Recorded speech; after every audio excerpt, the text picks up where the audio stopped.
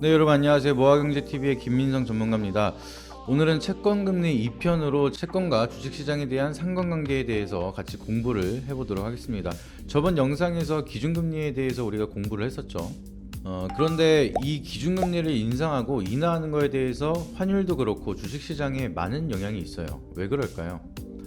우리가 투자자산을 좀 위험자산이라고 부르고 금이나 채권 그리고 예금 이런 것들을 안전자산이라고 부르죠. 지금처럼 경기가 별로라 마땅한 투자처가 없는데 물가를 잡으려고 금리를 계속해서 인상을 하다 보니까 기준금리가 높아졌네 이런 상황이 나타나면은 1년에 돈을 넣고만 있어도 5% 이자를 준대요. 주식시장은 박살이 나고 있어서 5%는커녕 나는 원금을 지키기도 힘들 것 같은데 그냥 가지고만 있어도 5%를 주네. 이런 식으로 지금 같은 시기에는 안전자산에 대한 투자 심리가 높아질 수가 있겠죠. 제가 저번에도 부동산은 세금을 떼고 공실 없이 연 6% 수익만 나와도 대박이라고 말씀을 드렸죠. 근데 이건 그냥 원금 보장에 대한 손실 우려 없이 5%를 보장해 준다고 하니까 자산가들은 일부 자산은 안전자산으로 넣게 됩니다.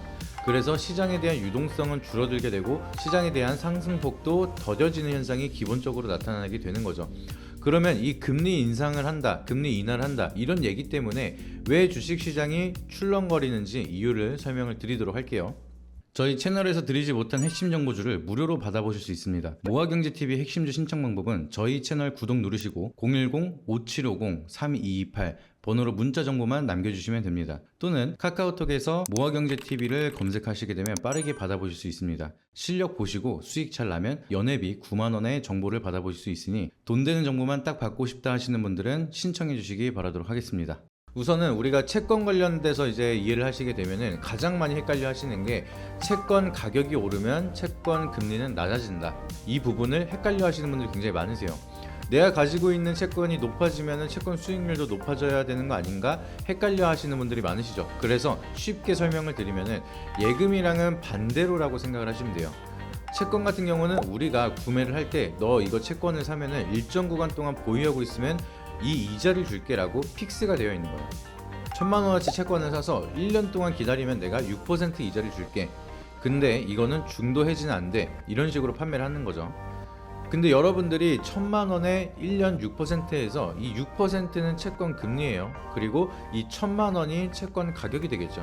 이런 식으로 단기 채권, 장기 채권, 뭐 1년물, 10년물, 30년물 이렇게 나뉘게 되는 건데 이 금리를 인상하게 돼서 내 상품은 1000만원어치를 사서 1년을 기다리면 6%인데 금리가 인상이 되면 오늘은 새롭게 채권을 구매한 사람이 1000만원어치를 사서 1년을 기다리면 20%를 준다라고 얘기를 하는 거죠.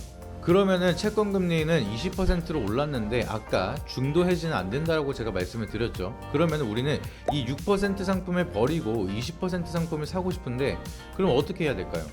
이 채권을 다른 사람에게 매도하는 방법이 있습니다. 그래서 이 1000만원짜리를 1년 동안 보유를 하면 총 1060만원을 준대라고 이제 이자가 픽스가 되어 있죠. 그러면은 이 1060만원짜리를 내 채권을 구매하실 분 이렇게 사람을 찾게 되면은 이거를 1000만원을 주고 그대로 사는 사람은 없겠죠.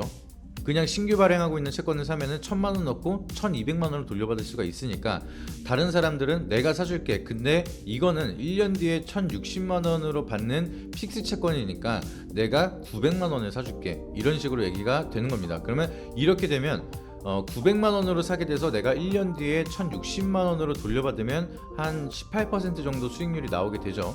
이런 식으로 딜을 하면서 채권 가격 자체를 낮춰서 매도를 해야 되니까 채권 가격은 하락을 하게 되는 거고 채권 금리는 상승을 하게 되는 반대적인 흐름이 나타나는 겁니다. 어렵지 않죠? 반대로 예를 드릴게요. 반대로 금리가 인하를 했어요. 내 상품은 1000만원 동안 매수를 해서 1년을 기다리면 20%를 주는 상품인데 기준금리가 낮춰지게 되면서 발행되던 채권금리 상품이 예를 들어서 2%래요. 그러면 내 상품은 1년 기다리면 1200만원인데 지금 신규 매수자들은 이 채권을 사면은 1년 동안 보유를 해서 1020만원으로 돌려받게 되니까 굉장히 부럽죠. 그래서 내가 네 채권을 살게 나한테 팔아 이렇게 얘기를 하게 되면은 그럼 네가 내 채권을 살려고 하면은 이거는 1200만원짜리 픽스 상품이니까 한 1100만원에 네가 사면 줄게 이런 식으로 얘기를 하게 되는 거겠죠. 이 사람은 나는 1,000만 원을 투자해서 1,100만 원에 파는 거지만 1,100만 원을 투자해서 1년 뒤에 1,200만 원으로 돌려받게 되니까 10% 상품이 되는 겁니다. 그러면은 금리가 낮아지면서 내가 팔 수 있는 채권에 대한 가격은 높아지게 되니까 반대적인 상황이 나타날 수밖에 없는 거죠. 그래서 이것도 마찬가지로 우리가 앞전에 배웠던 내용처럼 수요와 공급에 대한 법칙에 따라서 결정이 되는 건데, 조금 다른 거는 이자가 픽스되어 있는 상품을 거래하다 보니까 채권에 대한 가격과 채권에 대한 금리는 반비례하게 움직인다, 이렇게 기억을 하시면 되겠죠. 그러면은 금리 인하를 하게 되면은 새롭게 발행되는 신규 채권에 대한 수익률은 내려가다 보니까 채권에 대한 가격은 상승을 하게 되어 있는 거고, 신규 발행하는 채권들은 당연히 인기가 떨어지게 되겠죠. 1년을 들고 있는데 3%밖에 안 줘? 그러면 나는 주식 투자를 해서 5% 이상 배당을 받고 말지, 아니면은 내가 투자를 해도 3% 이상은 벌겠다, 이런 식으로 투자 심리가 시장에 반영이 되기 시작을 하면서 주식 시장으로 자금들이 다시 한번 들어오게 된다라고 이해를 하시면 되겠습니다. 근데 여기서 우리가 진짜 중요한 거, 금리 인하를 하면은 경기가 엄청 막 좋아질 것 같고 증시가 폭발할 것 같잖아요. 근데 이미 미국 증시는 계속해서 열심히 상승을 했습니다. 그래서 금리 인하를 진행하는 순간 오히려 저 같은 경우에는 미국 증시는 계속해서 하락할 거라고 생각을 하고 있어요. 이런 현상이 왜 나타나느냐, 경기가 좋아서 금리를 올린 게 아니다 보니까, 그리고 미국이 무리하게 먼저 선두로 고금리 정책을 치고 나가다 보니까 다른 선진국은 미국만큼 고금리를 유지할 정도에 대한 경제력이 안 되죠. 그러다 보니까 디플레이션이 오랫동안 지속되고 있는 일본 같은 경우에는 이런 상황에서도 제로금리 정책을 유지하기도 했었고요. 그러니 당연히 금리가 상대적으로 높은 미국의 화폐인 달러가 강세일 수밖에 없었고요. 그러다 보니 달러가 강세니까 원화나 엔화를 들고 있는 것보다 달러만 들고 있어도 수익인데, 미국을 투자해서 달러를 벌면은 원화나 엔화로 환전을 할 때 더 큰 수익을 낼 수가 있네, 이런 식으로 되다 보니 글로벌 자산들이 다 미국 달러로 쏠리고 미국 증시로 쏠리면서 강한 상승이 이어졌던 겁니다. 그러면은 우리가 반대로 금리 인하를 하면 어떻게 될까요?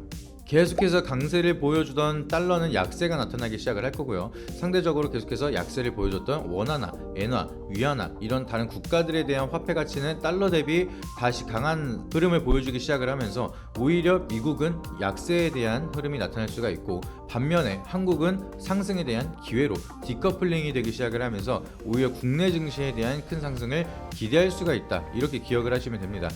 지금 국장을 떠나서 미국 주식을 한다라고 이제 하시는 한국 분들이 굉장히 많으신데, 이거 제가 봤을 때 국내장에서 고생 열심히 하시다가 미국장 끝물에 가서 또 놀다가 미국장에서 고생하실 수도 있어요. 오늘만 하더라도 이제 금리 인하에 대한 가능성이 90%가 높아지니까, 오늘만 하더라도 9월에 대한 금리 인하 가능성이 90%가 높아지고, 골드만삭스 같은 경우에는 9월에 금리 인하를 확신한다라고 얘기를 하면서 다우지수나 나스닥이 강하게 좀 조정이 나타나기 시작을 하고, 대형주들에 대한 차익 매물이 크게 쏟아지기 시작을 했어요.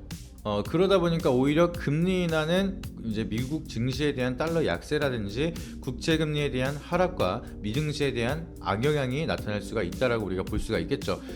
물론 미국장이야 시간이 해결해주는 경우가 많지만, 국내장이 상승하고 있을 때 또 미국장에 물려서 바라만 보다가 패닉에 빠지는 경우도 굉장히 많으니까 지금은 국내 주식에 좀 더 집중을 하자라고 말씀을 드리는 거고요. 이런 세밀한 디테일한 내용들이나 좀 그때그때 필요한 내용들은 제가 장중에서도 계속해서 브리핑을 드리고 있으니까 무료로 정보 받아보시기를 바라도록 하겠고요.